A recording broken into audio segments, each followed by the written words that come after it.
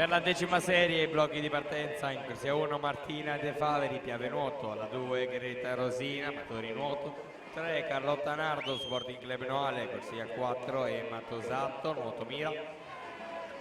corsia 5 Martina Molino, Nord-Est H2O, corsia 6 Elena Damiato, Dares Nuoto, alla 7 Martina Cudia,